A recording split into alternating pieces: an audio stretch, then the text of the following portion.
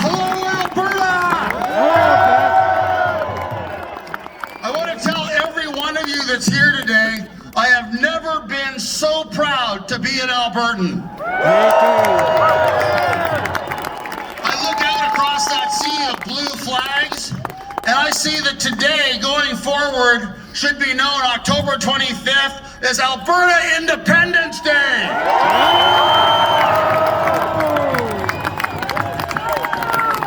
The future is ours. Now, Chris Scott was talking earlier about things that are available on the Alberta Prosperity website. I'd like everybody that hasn't done it already, when they go home tonight, I'd like you all to download a copy of a document on that website called The Value of Freedom.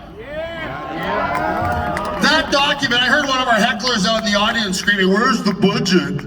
Well, that's the budget, people. We send $70 billion a year to Ottawa in tax revenue, in GST, capital gains tax, carbon tax, industrial carbon tax, all of the bullshit taxes that Ottawa levies on us to take our wealth to fund social services in Quebec and the Maritimes. And it's time for this to stop. And that's what that document shows. We send $70 billion a year to Ottawa. We get less than $20 billion a year back.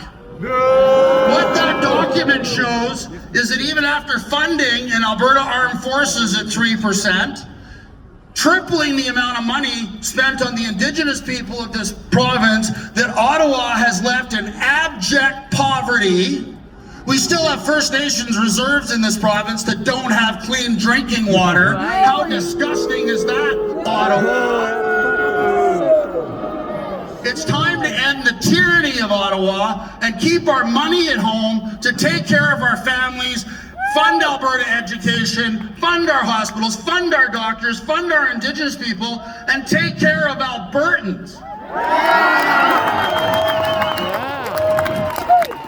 That document makes it clear that we can easily afford every single service provided to us by the federal government in a haphazard fashion. Like, who anymore believes that the federal government actually provides a national defense?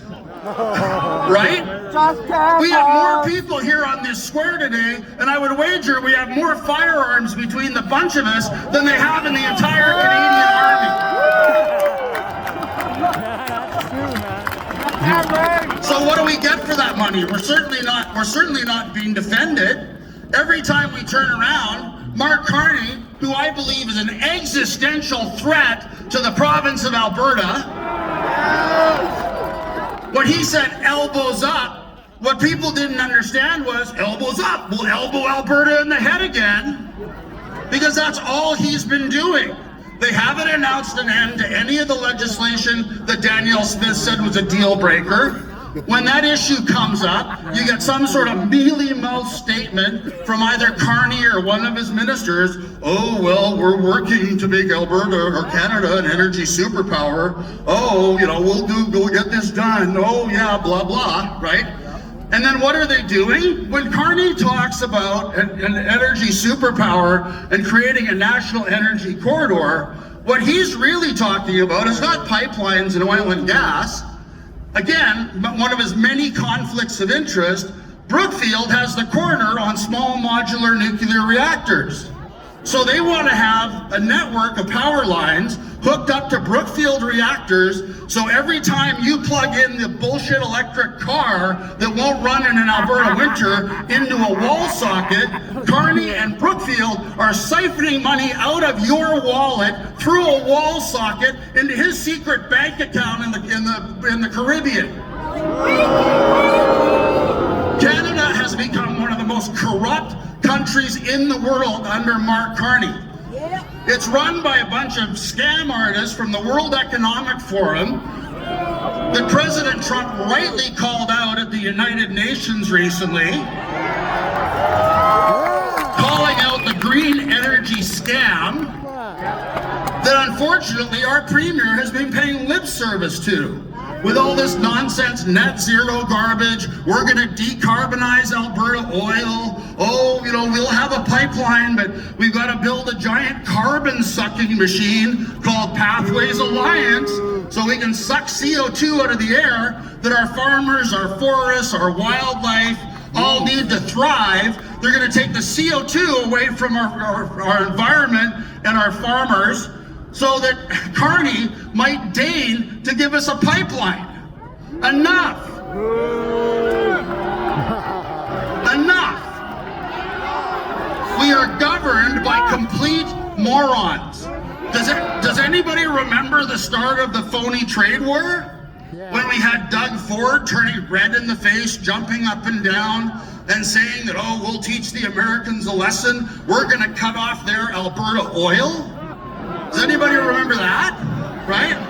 And then somebody whispers in his ear, hey, Doug, don't you know that all your Ontario oil comes through the States? From Alberta? Oh. I mean, we are being governed by morons. The gibbering Gibault, the former climate change minister, who's now the minister in charge of shutting down the internet and censoring all of us, right, didn't even know that there wasn't a cross-Canada pipeline, even though that idiot had been fighting pipelines for years as an eco-terrorist with Greenpeace. This is who we are being governed by in Canada.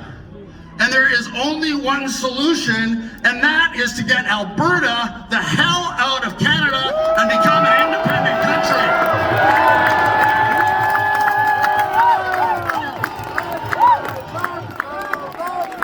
Something else I want people to reflect on. I think some of you may know that Mitch and Dennis and I have been traveling to the US and meeting with the Trump administration at a very senior level. And I need to tell each and every one of you that there is ample support, if not enthusiastic support, for this project. There is ample support, enthusiastic support for Alberta becoming an independent country. Now, I know some members of our movement favor the 51st state. We are not a 51st state movement. We are an independent Alberta movement. The members of the U.S. administration that we're speaking to, they know that. There are no designs to turn Alberta into the 51st state. At our last meeting, one of them pointed out, it's like, oh God, it's like trying to get that through the Senate. The Senate would want Puerto Rico and Washington, D.C. in return. That's never going to happen. The other thing was, and you guys might find this funny, I did, we were all joking around about President Trump making fun of Trudeau and, just smacking Carney like the stupid little puppy that he is from time to time when he tries to pee on the carpet by making jokes about Canada becoming the 51st state. And of course, we all laughed around the table because we all went, oh yeah, who the hell would want Quebec? We have enough trouble with them in Alberta. We don't want that. So everybody that we're talking to is very clear on what we want. We want a free and independent Alberta. Now, in terms of getting us to that goal, and I think when you look at this, the sea of blue flags waving across this plaza today, everybody here is asking you to do some things. Next time I go to an Oilers game or go to Oilers Plaza, I want to see a sea of Alberta flags waving. I want people cheering for Alberta, not standing for the Canadian national anthem that has failed us so badly. There's some journalist wrote, oh, well, Alberta independence isn't a serious thing. I'll start believing it when people start booing the national anthem at an Oilers game. Well, think about that. I'm asking you to do that. Bring your Alberta flags. The other thing I want to talk to you all about, and this is fairly serious, is that right now, as some of you may know that follow politics, about 70 to 75% of the membership of the United Conservative Party of Alberta is in favor of independence.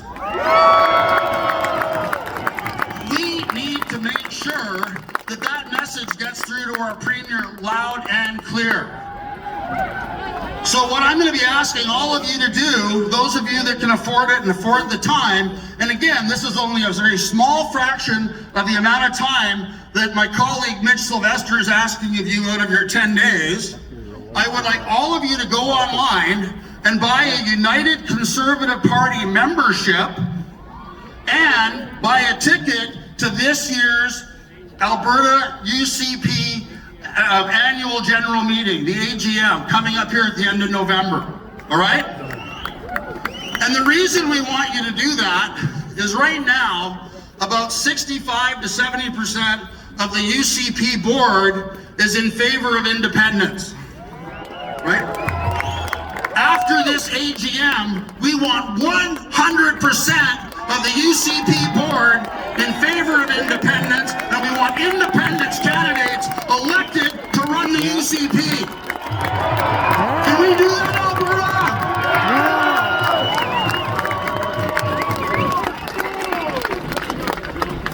I want to thank all of you for coming out today. And again, I can't tell you how proud I am today to be an Albertan, to see all of you here standing for independence, standing up for your families, standing up for the future of your children and your grandchildren, and a prosperous future for this province. Thank you all so much for coming out. God bless all of you. God bless.